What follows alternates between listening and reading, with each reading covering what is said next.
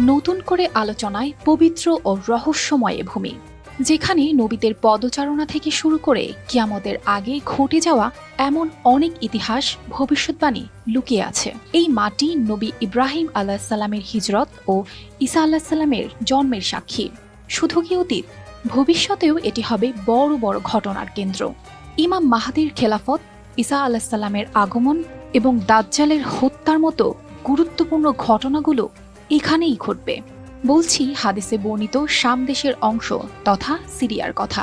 দর্শক, আজকের প্রতিবেদনে এই ভূমির ইতিহাসের পাতা ধরে হাঁটব আর এই মাটির রহস্যময় হওয়ার পেছনের কারণ খুঁজব। আজকের সিরিয়া, ফিলিস্তিন, লেবানন ও জর্ডান নিয়ে গঠিত শ্যামভূমি এক পবিত্র ভূখণ্ড।